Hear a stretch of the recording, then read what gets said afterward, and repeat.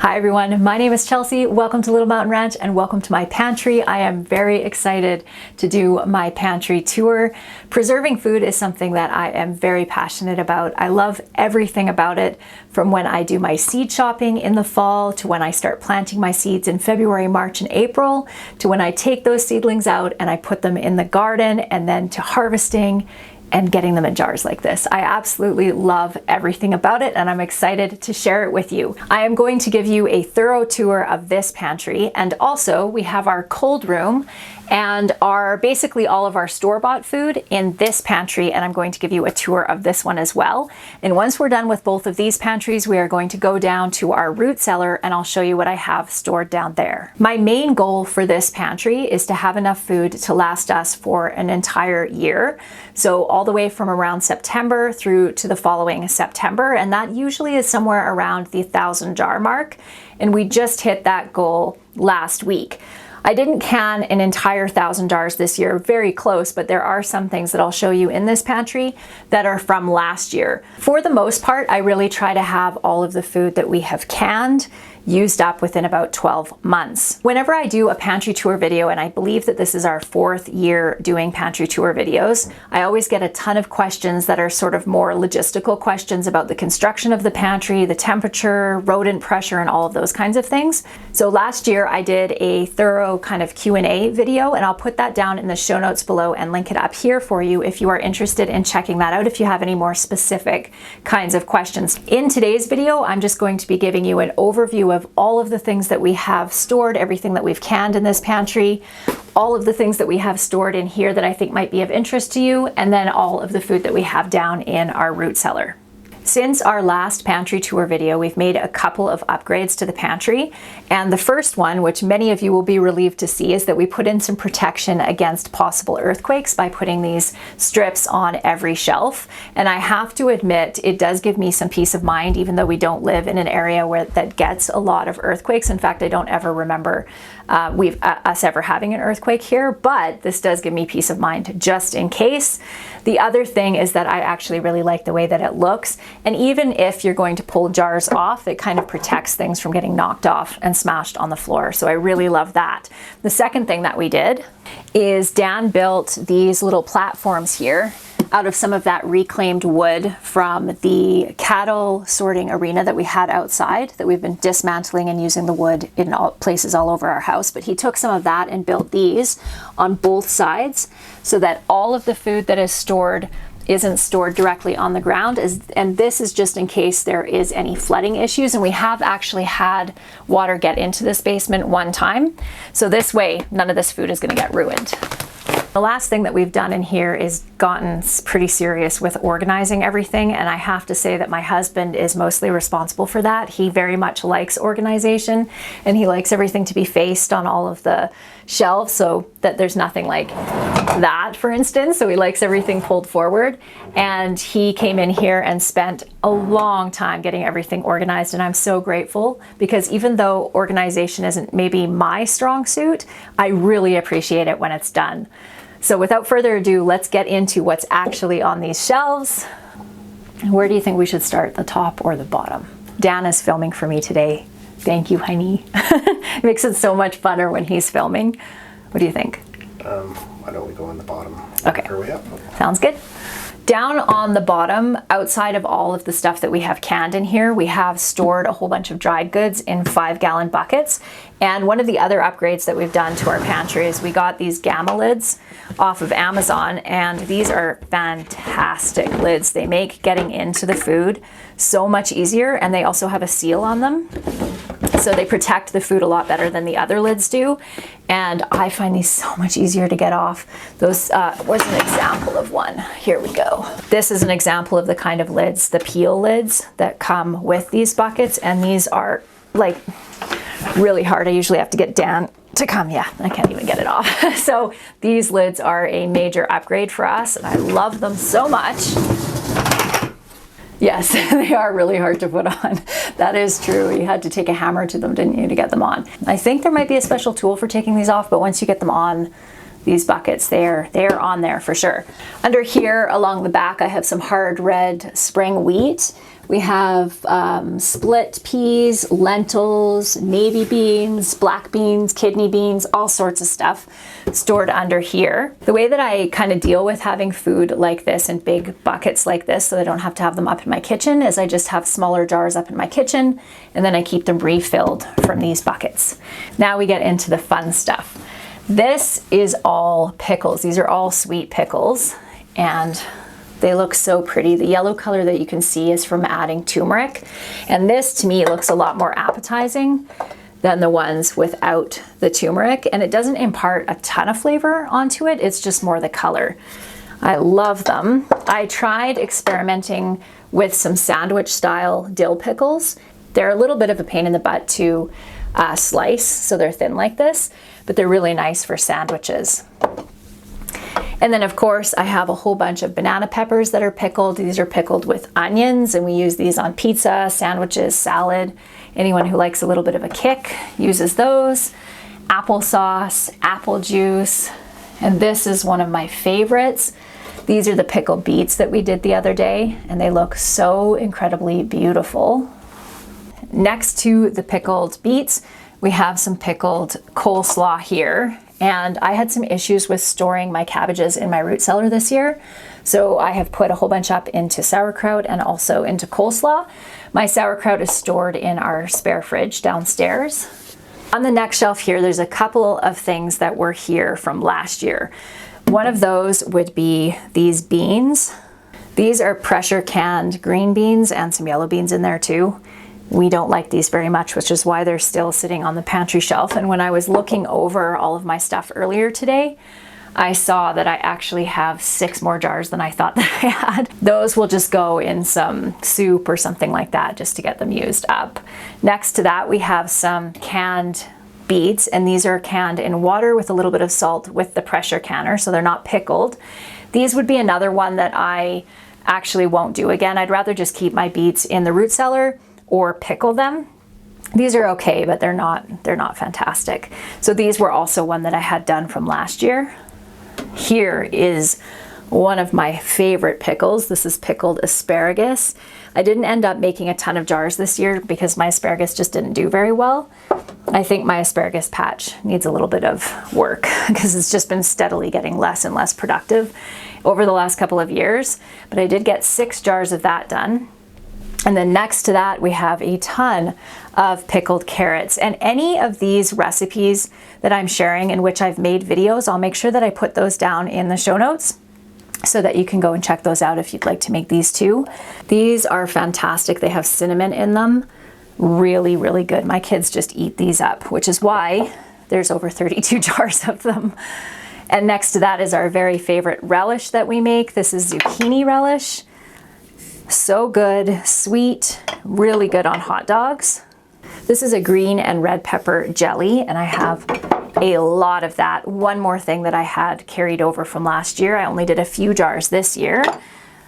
Some red ones, which I love, and this one has basil in it too. It's very good. And then a whole bunch of cowboy candy, and this is pickled jalapenos with quite a bit of sugar. It's quite sweet, but the sweet and the hot is the perfect combination. And then on the next shelf over here, I have all my canned chicken and turkey. So this is all canned turkey and chicken breast, which we really love using. My husband uses this on salad all the time. I make chicken melts with it.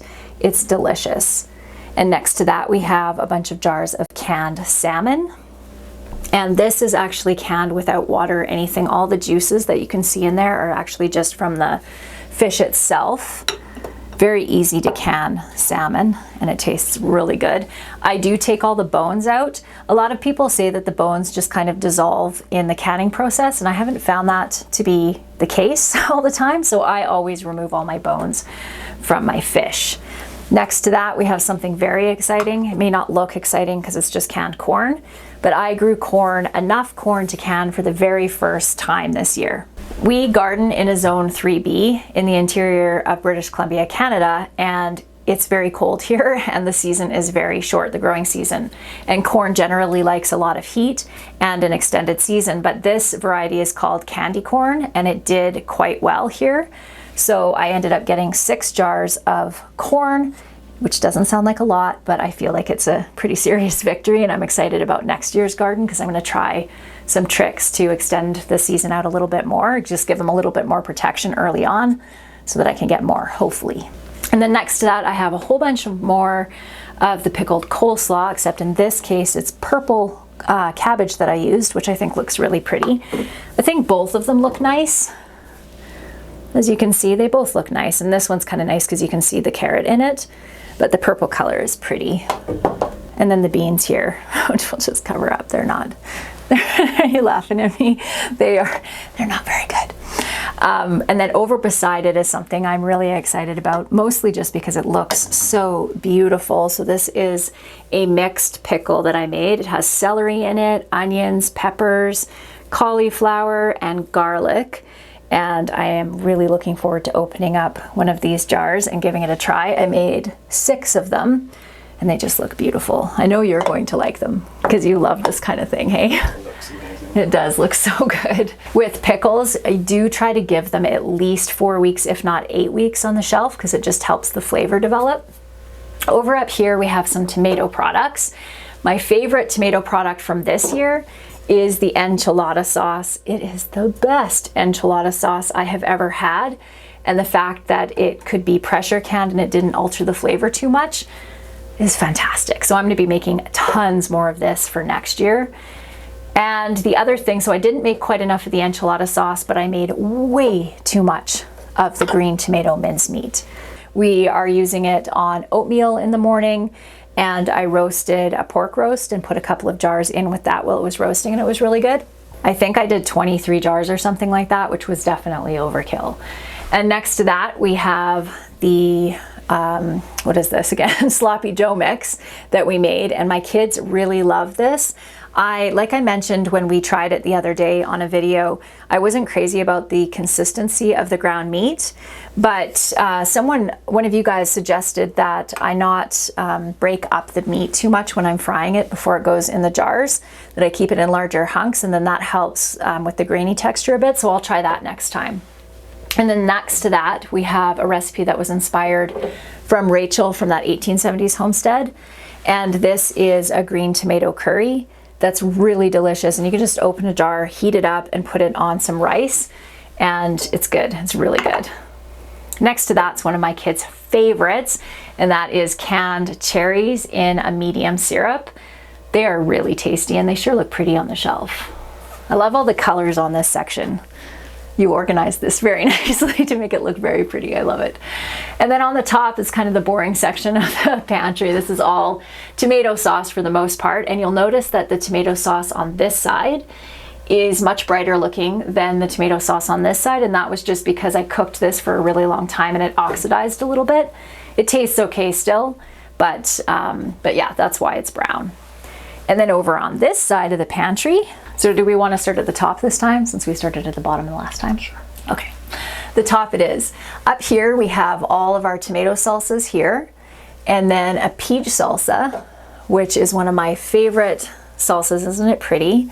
I love it with chicken fajitas. It's so good. And next to that, we have a couple of jars of salsa verde that I made last year. So this is another one that was carried over from last year. And the reason for that is because my kids much prefer regular salsa and peach salsa. So yeah, we're gonna have to get that used up. And then beside there, we just have some canned tomatoes. I turned most of my tomatoes into sauces this year and just did, I think it was 12 jars or so of just the canned tomatoes. And next to that, we have more sauce and a whole bunch of pizza sauce over on this side. This entire shelf here, along with this section right here, is all syrups and jams, and some that are just canned whole fruit, like the Saskatoon berries you can see here. I'll use these to make pie or crumble. And then this is a blueberry syrup that I made. This is for pancakes, waffles, all that kind of stuff, yogurt, parfaits, raspberry jam, strawberry jam, lots of strawberry rhubarb jam. What else do we have? This is so pretty. This is stewed rhubarb. And I love that it retained some of the color. So beautiful. This is the best topping for ice cream you will ever have. We have some apricot jam over here, but my very favorite kind of jam, both in terms of how beautiful it is and also the flavor, is plum jam. And plums are one fruit that is a soft skin fruit that we can actually grow up here. We cannot grow things like peaches, which we get from a farm about 3 hours south of us. And that's where we got all these peaches. So we've canned lots of those. And then I think I did 12 jars of peach pie filling. A couple jars of sun-dried tomatoes back over here. What's this hiding back there? Oh, right, I forgot I made this. I didn't label these. Something that was new to me as far as jelly and jam making this year was making my own cranberry sauce. Isn't that beautiful? And when cranberries are on sale after Thanksgiving or Christmas, it's a good time to buy a bunch of them. They're usually really cheap, and then you can make your own sauce. It's delicious. The next shelf down is mostly, what do we have here? Beans and some potatoes and a few new meat products I'll share with you in a second. I get asked whenever I share canned beans why I don't just store my beans dry and cook them in an Instant Pot if I wanted to have some in short notice. Honestly, this is just about convenience for me. I think I canned about 50 jars of chickpeas, black beans, and kidney beans. And it took me, I think I did it over 2 days or so in the pressure canner. And now I don't have to think about it again. I can just grab a jar and rinse it off and dump it straight into a recipe. So this is just a convenience thing. Over here, this is something that's new to me. I did stew beef, and I actually don't think it looks too terribly bad. What do you think? It looks pretty good. It looks really good. So this turned out really well. It's so tender, tastes really good. So I think I only did 7 jars of that. It was just an experiment. I wanted to try it out. And then the same thing for the beef stew, which is excellent. We did open up a jar of this. Tastes really good. Not quite as good as it does when it's fresh, but definitely good enough. No complaints with that. So that'll be something I do again. And then we have a whole bunch of canned potatoes down over here. Again, that's just for convenience. You can take a jar of these, rinse them out and fry them, just pan fry them if you want, like for hash browns, throw them in soup or stew. And I haven't found that they break apart or are mushy or anything. So those are fantastic. And then this entire shelf down at the bottom, all of this is turkey stock, chicken stock, and beef stock. I can a lot of stock because I make a lot of soup during the winter time. So we have tons and tons of jars here. And as you can see, we have a board because we ran out of space to be able to double stack our jars. If you're gonna take a jar and put it on, stack it like this, it can end up affecting the seal just because the weight's not evenly distributed across the lid. Whereas if you use a board or a piece of cardboard, a board's better, but a piece of cardboard would work too. Then you can evenly distribute that weight and it doesn't end up messing up the seals, so you don't lose your hard work, which is really important. And then underneath we have some more dried goods here. We have popcorn, yellow split peas, some more hard red spring wheat, and then this is the laundry soap that we use, and one of these big tubs of laundry soap lasts us just about a year. And we do 3 loads of laundry a day in our house. So this stuff is fantastic. I love it. We've been using it for years. Now, what else do we have? Oh, there is one thing that's hiding back here. That's hiding here for a reason because Dan just thinks they look yucky. And that is because they do. And that is canned chicken. So this is legs and thighs that I canned last year. And this is not our favorite thing. The meat is quite stringy. If you have any suggestions for recipes that we could use to use this up, let me know because we do have quite a bit of it left. That won't be something that I'll do again. I'll just freeze them next time. Down in this area, we have my cheese fridge. And as you can see, my cheese fridge is empty. And that is because I stopped making cheese back in the spring. I was having a really hard time getting consistent cheeses, and it's very, very time consuming. And I just couldn't find the time to be able to focus on becoming a good cheesemaker. And the truth is I'm just not a very good cheesemaker. Dan has been talking about taking on doing cheesemaking when we have calving in the spring and we have a big glut of milk. So we'll see how that goes and see if we can get this filled back up again. I hope so, because I love homemade raw cheese. I'm just not good at making it, unfortunately. Over here we have our cheese press. We have our grain grinder, some of our attachments for our food saver and food saver bags, and then a bin of honey down here. This is one of my favorite areas of the pantry. I just think it looks so beautiful. And on this, we store all of our vitamins across the top. I have some sprouting seeds over here for doing sprouts, and then all of my dried herbs here. Most of the herbs that I use, I don't use a ton of medicinal herbs. I tend to use more culinary herbs, and I do like to make some teas. So a lot of these ones that are on this shelf are all for tea making. So we'll run through quickly what we have here. We have some mint up here, calendula, chamomile, rosemary, some dried blueberries that we dried this year, peppermint, basil, and echinacea. Doesn't echinacea look pretty when it's dried? These are some spruce tips from the spring. These are supposed to be really good if you have a cold to use, so I throw them in tea if anybody has a cold. We have roses over here, calendula, wild chamomile, bee balm, a flower tea blend that I made up, tarragon. This one is actually from last year now that I think about it, because I didn't do any tea blends this year. Tarragon, this smells absolutely amazing. This is fireweed flowers. I wish you could smell it. It smells so good. One of the new things that I did this year as far as drying herbs is I went and picked a whole bunch of wild fireweed, and then I fermented it. So basically you take the leaf and put it in your hand like this, and then you ferment it for a couple of days in a closed jar and then dehydrate it. And this tea is delicious. It's super fruity, tastes a little bit like a black tea. And it's just so great. I'm really happy with the way that turned out. Over here we have some black beans and some chickpeas that I actually grew not last year, but the year before. And I forgot to plant them this past summer. Here we have some fermenting garlic. This is really good for colds. I've been using this whenever I have any kind of feeling like I'm getting a cold, and actually I feel like I'm getting a cold right now, so I'm gonna bring that up with me. I just take one of these chunks of garlic once in the morning and once at night. It actually tastes really good, but I love garlic, so that is a good one.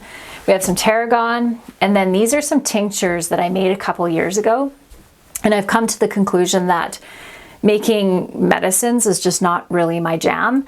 And if I want tinctures, I'm just gonna order them from an herbalist that I trust. So those ones have just been sitting there decorating the shelf. And then this is mint over here.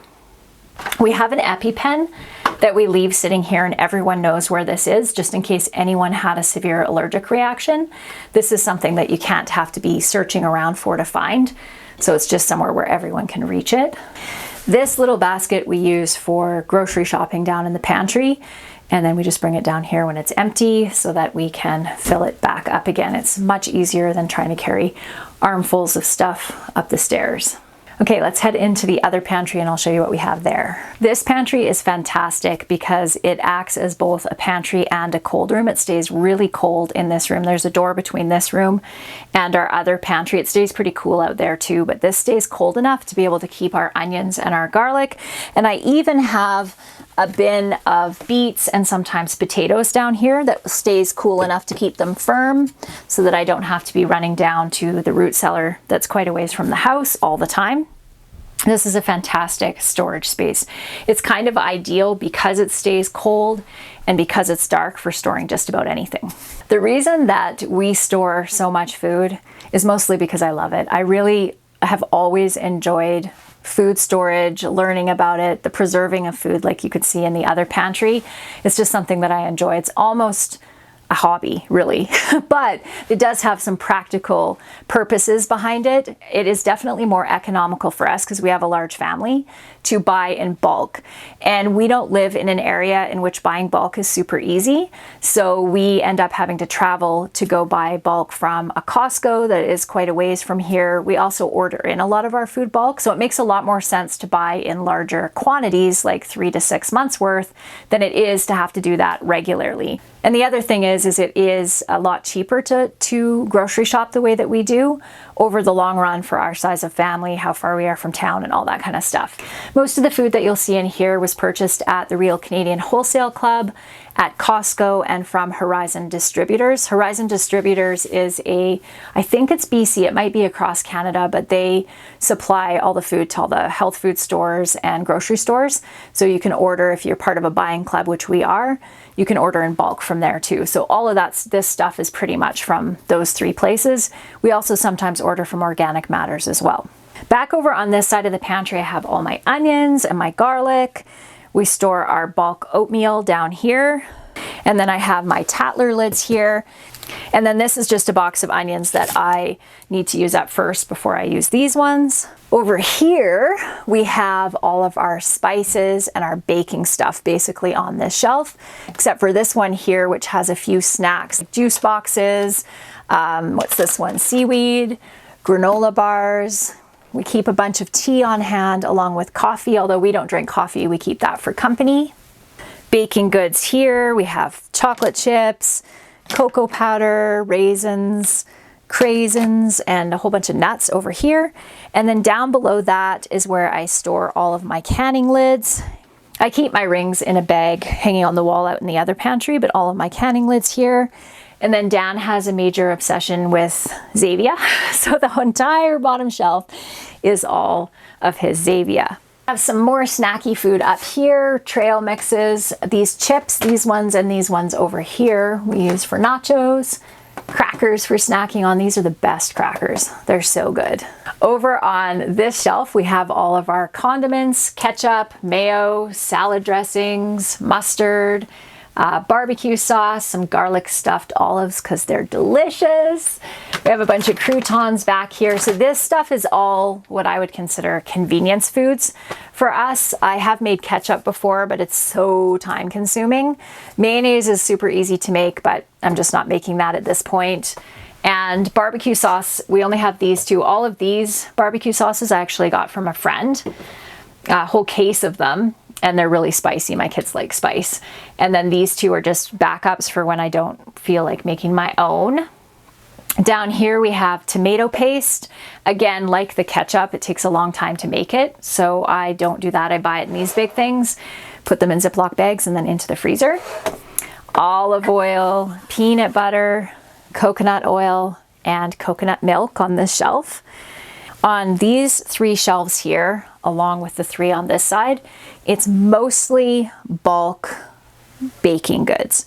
So we have over here, we have lots of the sugars. We have maple syrup, honey. This is our homegrown honey. We ended up with a robbing incident where the wasps came in and robbed our hive. So we didn't get a ton of our own honey this year. Some organic sugar, brown sugar, lots more sugar. Salt. This is our table salt, fine gray sea salt, canning salt, curing salt, and then a couple big bags of just regular table salt to use for preserving if we ever wanted to do salt pork or something like that. Yeah. Over on this side we have rice and beans, split peas, kidney beans, mostly all just beans and rice here. Once the bins that are over the 5-gallon buckets in that pantry are empty, I will use these bags to fill them up. Everything in these pantries is used up pretty much within 12 months. So I don't have to worry about getting fancy with oxygen absorbers and Mylar bags and stuff like that, because everything that I store will last for that 12-month period.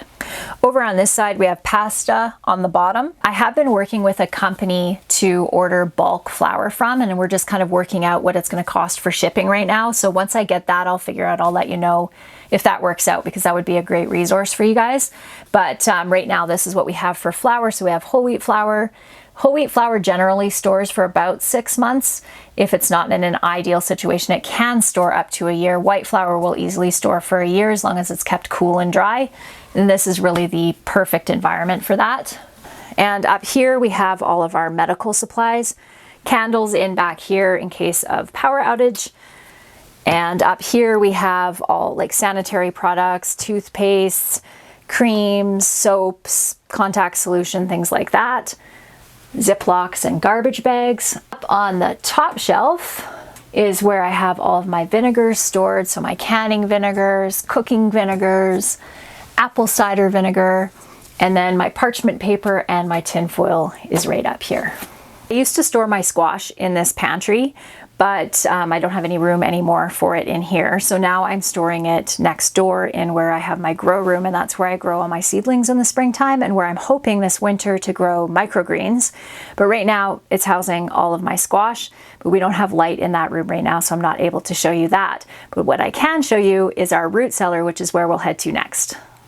The amount of snow that we're getting right now is pretty unusual for us. We'll normally get a cold snap this time of year, but not a huge dump of snow like this. The roads are just an absolute mess.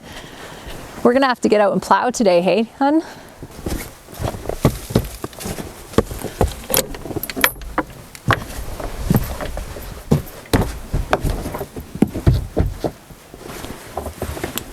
Brought a flashlight this time so we can actually see.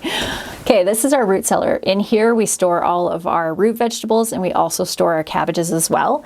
So we try to have 1 year's worth of veggies, but root veggies don't necessarily store really well when it starts getting warm in the summer months. Usually by the end of May, beginning of June, it starts to get too warm in the root cellar to store and everything starts sprouting. So I'll usually take those vegetables and I'll can them up. So we will end up with that full 12 months. And also, as you saw in the canning pantry, I already have beets and potatoes and the carrots and all of that already preserved up there as well. So I really try to get the whole 12 months worth of food. As you can see over here, we store our potatoes in these mesh bags, which seems to work really well. I have some celeriac and beets over there. Lots more potatoes over here. And these all rest on pallets, and it just helps them stay fresher longer. Over here, I've noticed that my carrots are already starting to sprout, and that is kind of unusual. Normally they don't sprout this early, but this could be caused by the fact that we've had such a warm fall and it didn't start cooling down in the root cellar until about a week ago. But in behind, so these are all carrots in all of these bins, and then we have rutabagas and turnips and beets in these bins over here. All of these bins that are over here are all carrots. My cabbages that I had stored in here, I've actually had to use all those up because of that really warm autumn. They did not store at all. They started to rot. What I did to cool it down in here was I actually left this door open when the temperature started to drop outside just to cool it down. And now it is perfect, and everything that's in here will store just fine all the way until the spring. But those cabbages definitely did not. What I did with those cabbages is I ended up canning them up into that canned coleslaw that I showed you when we were in the pantry. And so they didn't get wasted, except for the outside that started to get a little bit soft, and all of that just went to the pigs and the chickens. So sadly, I'm not going to have any cabbages throughout the winter, but that's okay because I have a lot of sauerkraut and a lot of that canned coleslaw. I hope you enjoyed coming along with us, everyone. It is so fun for me to be able to share this part of my life with you. Gardening, preserving, putting up food the way that I do is something that I feel really passionately about, and I absolutely love. And it's been fun for me to share that with you today, and I hope you enjoyed it. My friend Jessica over at Three Rivers Homestead is going to be sharing her pantry tour over on her channel on Sunday, so I will link her channel down below.